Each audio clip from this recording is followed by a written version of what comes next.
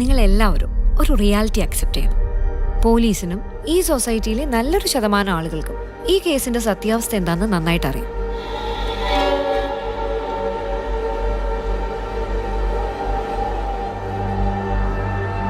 ഇയാളാളൊരു കില്ലാടിയാ.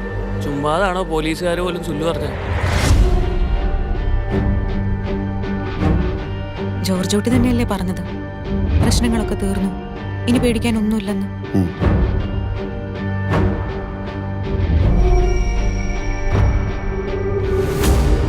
പോലീസിന്റെ രീതികൾ മുൻകൂട്ടി കണ്ട് കളിക്കുന്ന ഒരാളാണല്ലോ അയാൾ. അപ്പോ പോലീസുകാരും അയാളുടെ ഒരു ഫാനാണ്.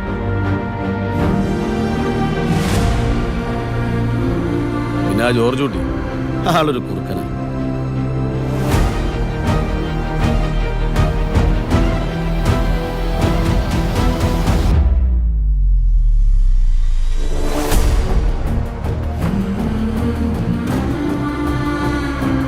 ഈ ആക്സിഡന്റ് കാര്യം എന്താ അവരോട് പറയാൻ പറ്റാത്തെ? അവരെ രക്ഷിക്കാനാണെങ്കിലും ഞാൻ ഈ ചെയ്ത കാര്യങ്ങളൊക്കെ കാണുമ്പോൾ അവരുടെ അച്ഛനൊരു ക്രിമിനലാണ് എന്നൊരു തോന്നലുണ്ടായാൽ ഏയ്, അവരങ്ങനെയൊന്നും ചിന്തിക്കില്ല. ഞാൻ തന്നെ അങ്ങനെ ചിന്തിച്ചു തുടങ്ങി. പിന്നല്ലേ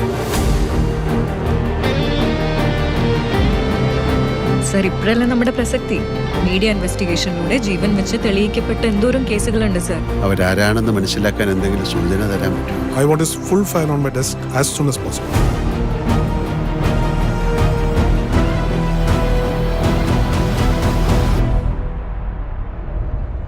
ഇനി അങ്ങനെയൊന്നും ചിന്തിക്കണ്ട, എല്ലാം കഴിഞ്ഞില്ലേ? കഴിഞ്ഞോ?